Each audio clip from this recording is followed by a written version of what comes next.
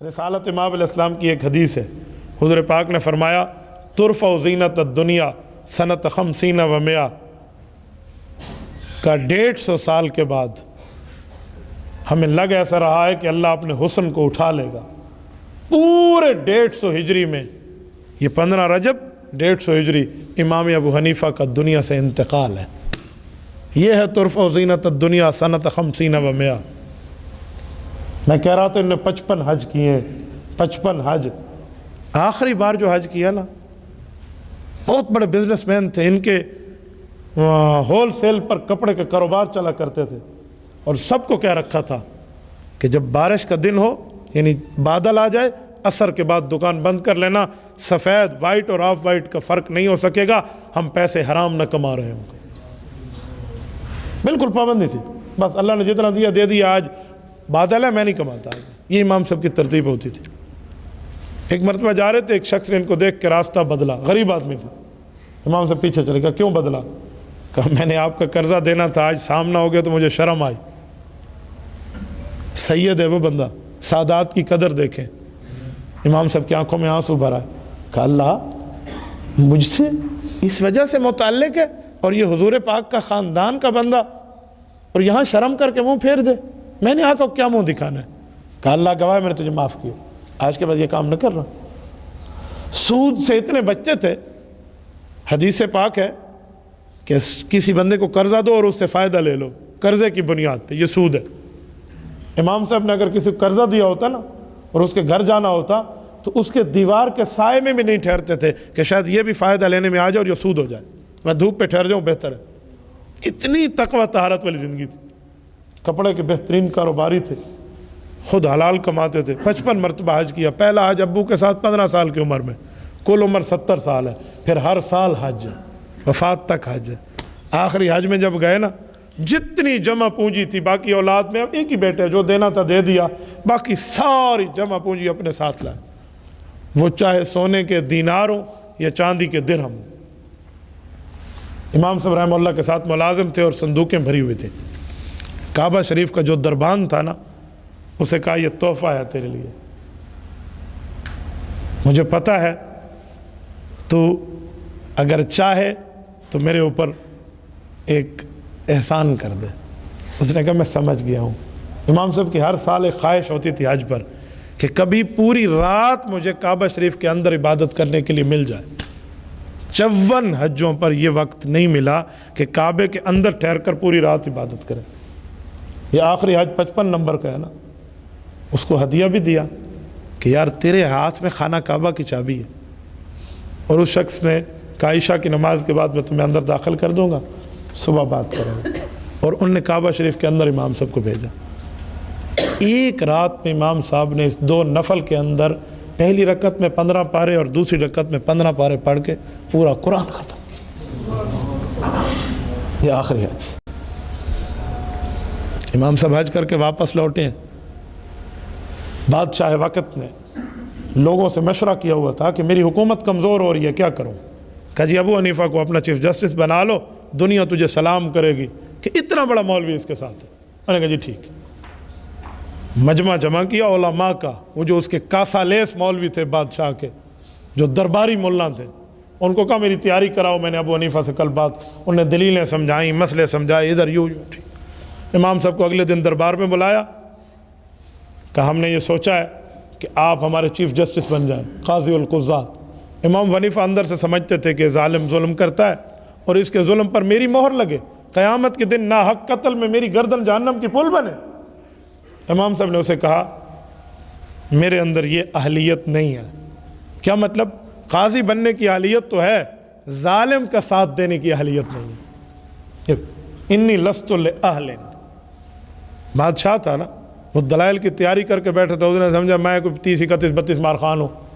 امام صاحب کہتے قد کذبتا، جھوٹ بول رہے ہو تو۔ امام صاحب نے ہاتھ پکڑا، دکھانا، یوں ہاتھ پکڑ کا بادشاہ سلامت۔ ایک بات طے ہو گئی، اب درباری سن رہے ہیں کہ میں جھوٹا ہوں؟ کہاں؟ کہ 2 باتیں ہیں، اگر تو میں جھوٹا ہوں تو جھوٹا قاضی نہیں بن سکتا، میں تو گیا، ٹھیک ہے؟ اور اگر میں سچا ہوں، آپ جھوٹے ہیں، استعفا دو اپنے عہدے سے، پھر ہم قضا کو دیکھ لیتے۔ پھر چراغوں میں روشنی نہ رہی، علوم زیرو ہو گئے بادشاہ کے، تقوی اور طہارت اس بندے کا بول رہا تھا۔ اور اس نے کہا میں نے فلاں وقت میں تمہیں اتنے ہزار اشرفیوں کی تھیلیاں بھجوائی تھی، مجھے واپس کرو۔ وہ بھجواتا رہتا تھا وقفاً امام صاحب، اور امام صاحب وہی تھیلی، وہی مہر لگی ہوئی جو بادشاہی مہر ہوتی تھی وہ رکھ دیتے تھے، کبھی استعمال نہیں کرتے۔ شاگرد کو کہا بیٹا جاؤ وہ ساری صندوق اٹھا کر اس کے سامنے قدموں میں ڈھیر کر دو، کہ چیک کر لو مہر بھی تمہاری لگی ہوئی، میں نے اس چھاپر کو کھولا بھی نہیں ہے۔ سب کچھ منہ پہ مارا اور اٹھ کر آ گئے، اور اس بندے نے انہیں گرفتار کرایا، گرفتار میں جیل میں ڈالا، اور کہا کہ اب بات نہیں بنتی، اب تو انا کا مسئلہ آیا۔ اور جیل میں امام ابو حنیفہ رحمہ اللہ کو 120 کوڑے لگے ہیں۔ امام ابن خلدون فرماتے ہیں ایک کوڑا اتنا سخت تھا کہ اگر ہاتھی کو لگتا تو اس کی چنگھاڑ نکل جاتی، اور یہ شخص 70 سال کے بڑھاپے میں برداشت کر گئے، ظالم کا ساتھ نہیں دیتا۔ آخری رات ان ظالموں نے یہ کیا کہ اسے زہر پلا دو۔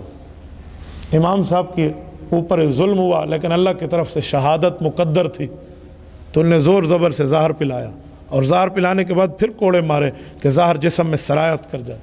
امام صاحب رحمہ اللہ کا اس رات انتقال ہوا، اور امام صاحب رحمۃ اللہ علیہ کا صبح جب جنازہ ہوا نا، قاضی ابن ابی لیلہ جیسے بندہ اس نے آ کر غسل دیا، اور بڑے بڑے لوگ جنازے، پہلا جنازہ 50,000 آدمی اکٹھے ہوئے ہیں۔ مقام ابی حنیفہ میں حضرت شیخ صفدر رحمہ اللہ نے لکھے اس زمانہ ٹیلی فون کا نہیں ہے، میسج کا نہیں ہے، کال کا نہیں ہے، اعلان اسپیکر کا نہیں ہے، یہ کیسا بندہ اکٹھا ہو گیا؟ 50,000 آدمی اس بندے کے جنازے میں 1300 سال پہلے اکٹھا ہو رہا ہے جسے بادشاہ قتل کروا رہے ہیں۔ اب بتائیں اس کی حکومت کی چولیں تو ہل گئی۔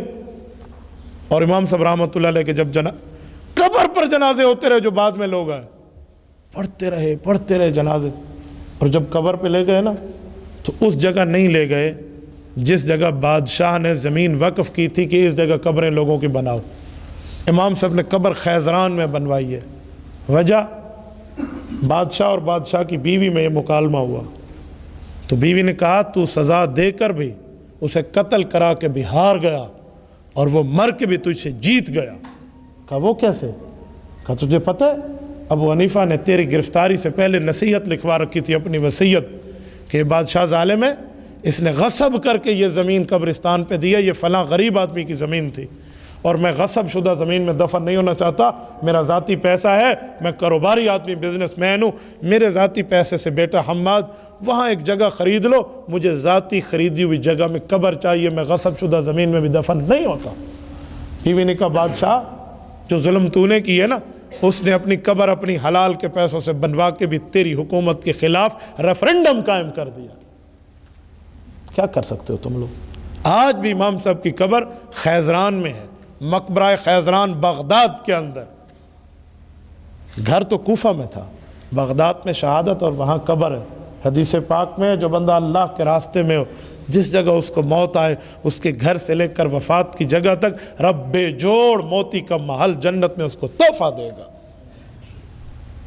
میرے دوستو، یہ ہے امام ابو حنیفہ جو جلالت شان کا پہاڑ، تقوی اور طہارت میں اعلیٰ، اس کے باوجود بھی شریعت کے مسائل لکھے اتنے لکھے کہ ان کی موجودہ لا آف دا اسلام قانونی شکل میں اگر اس کے آرٹیکل کو، ان کی تعداد کو شمار کیا جائے، لاکھوں میں بنتی ہے۔